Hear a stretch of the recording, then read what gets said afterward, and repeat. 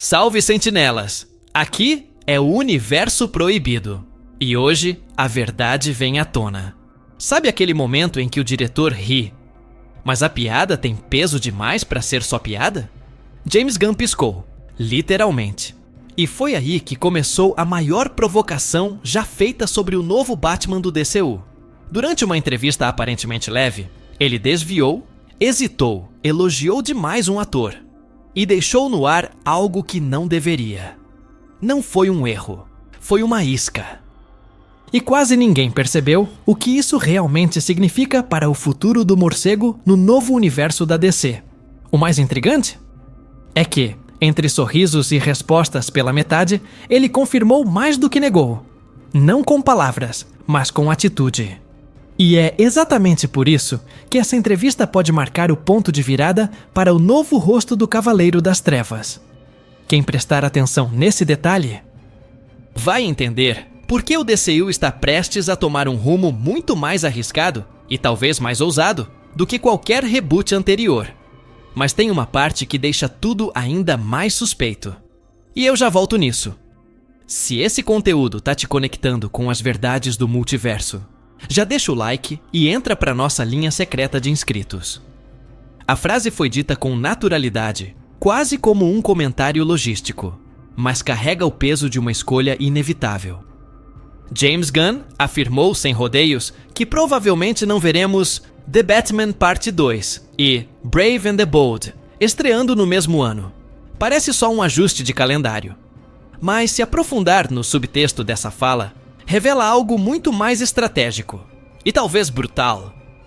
Ter dois Batman simultâneos no cinema não é só confuso para o público casual. É uma declaração de guerra narrativa. Matt Reeves construiu uma Gotham sombria, realista, com um Bruce Wayne ainda em formação emocional. Já o projeto de Gunn pede um Batman mais vivido, que já passou por perdas, já teve Robins, e que precisa ser um pilar sólido num universo compartilhado com deuses e monstros. Dois Batmans com propostas tão diferentes, convivendo na mesma linha do tempo? Isso não é diversidade criativa, é colisão inevitável. E não é a primeira vez que a DC tropeça nesse dilema. Em 2016, Batman v Superman e a série Gotham disputavam a atenção do mesmo fandom. O resultado? Confusão, divisão e perda de identidade narrativa. Gunn sabe disso, Reeves sabe disso.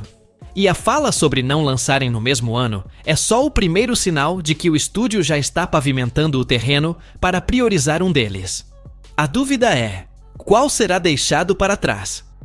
A resposta pode estar mais próxima do que parece, mas a forma como Gunn desconversou quando perguntado sobre o casting revela que o jogo já começou, nos bastidores. E tem um nome que está ganhando força silenciosamente. Quando o nome de Alan Ritchson foi mencionado, o clima da entrevista mudou sutilmente. James Gunn travou por um segundo. Depois, soltou um elogio genérico. Sou muito fã do Alan, como ator e como pessoa. Mas o que parecia um comentário diplomático, esconde na verdade um dos maiores sinais de que o novo Batman pode já ter um rosto, mesmo que o anúncio oficial ainda esteja distante. Alan Ritchson tem o porte físico que remete imediatamente ao Batman da fase Brave and the Bold. Ombros largos, presença imponente, queixo marcado. Mas não é só a aparência. Quem viu Reacher sabe que ele interpreta um justiceiro silencioso, metódico, com traços de brutalidade contida. Características centrais do Bruce Wayne mais maduro que Gunn quer apresentar. Um Batman que já viveu, que já perdeu, que já matou ou quase matou. E carrega esse peso no olhar. Zoom no rosto de Alan em Reacher. E aqui está esta virada. Na linha original dos quadrinhos, escritos por Grant Morrison, que serve como base para Brave and the Bold, Bruce já tem um filho biológico, Damian Wayne. Ele não é mais o cavaleiro solitário da dor, mas um pai em guerra com seus próprios métodos. Um mentor que desafia a nova geração. Ritchson, por idade e tipo físico, se encaixa perfeitamente nesse molde. Jovens demais, como Nicholas Hoult, perdem força nesse contexto. Já nomes como Jensen Ackles têm o apelo vocal, mas não o corpo que Gunn parece buscar para equilibrar força bruta e paternidade emocional. E se essa escolha estiver mesmo em andamento, significa que o DCU de Gunn não quer repetir o erro da Warner com Batfleck. Um Batman cansado demais, fora de fase com o resto do universo. Richardson traz a experiência física sem parecer velho demais para um arco de longo prazo. Ele pode sustentar 10 anos de franquia. E mais importante, ele é um nome fora do radar de polêmicas, mas dentro do coração do fandom hardcore. Mas ainda tem uma camada que deixa tudo mais intrigante. Gunn falou que o projeto ainda não é o mais avançado. Então, por que esse elogio tão específico a um nome que nem está oficialmente cotado? É aí que entra o padrão de provocação controlada. E isso tem a ver com o próximo ponto.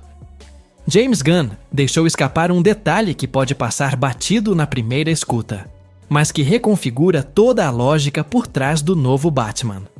Ele disse que o que realmente define essa nova versão não é só o ator, mas o material e a abordagem.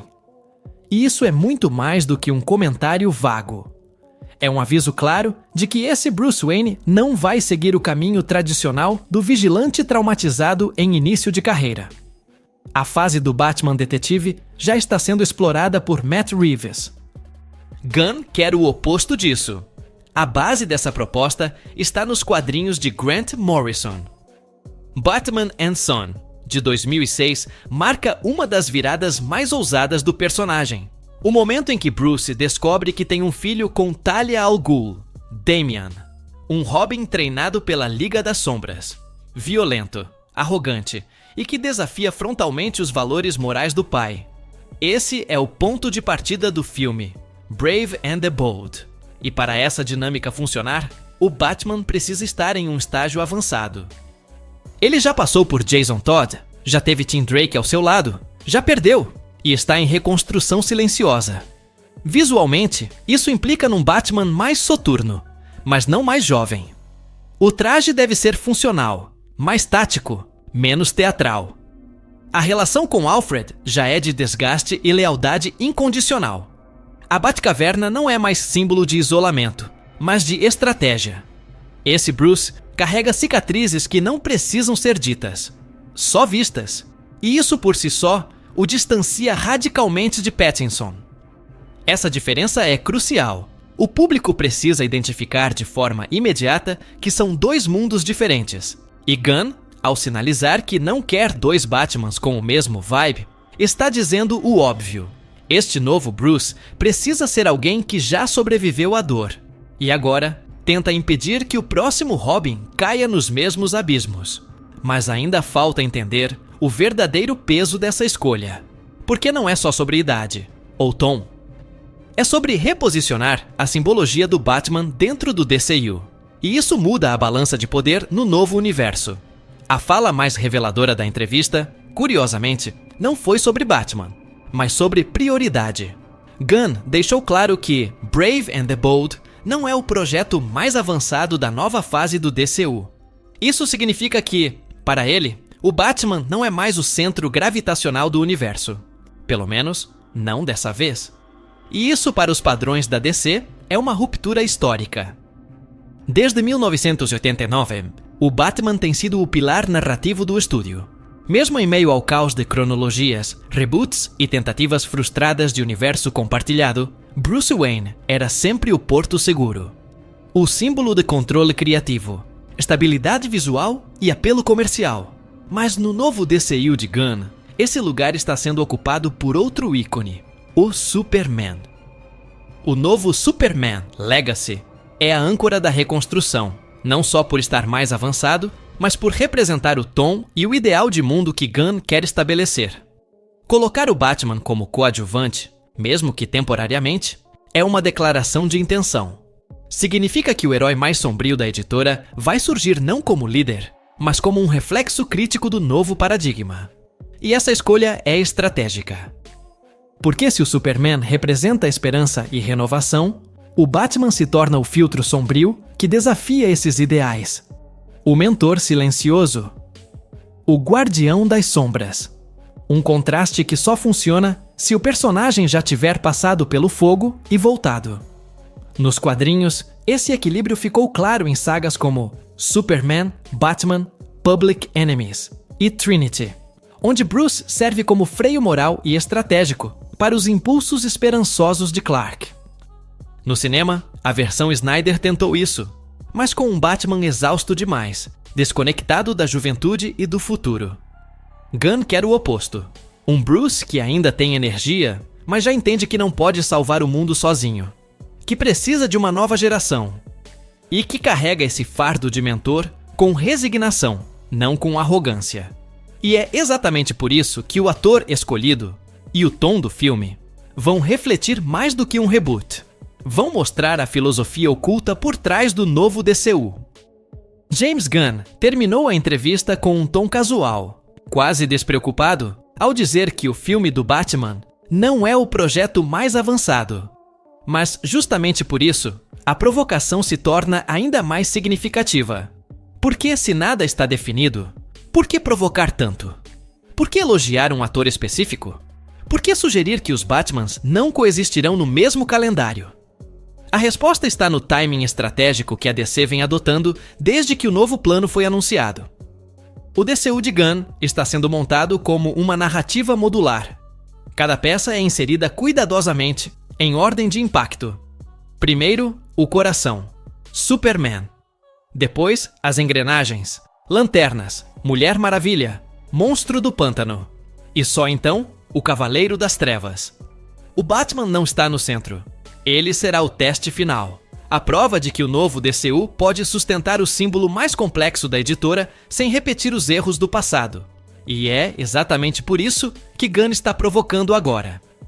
Ele quer medir a resposta, sentir o impacto de um nome como Alan Ritchson, observar o burburinho entre os fãs, cada piscadela, cada elogio solto, cada evasiva. Tudo isso faz parte de uma estratégia de comunicação que planta a dúvida, sem entregar nada. E quando o anúncio oficial acontecer, ele já virá carregado de expectativa, discussão e engajamento prévio. Essa é a nova tática. Não revelar, sugerir.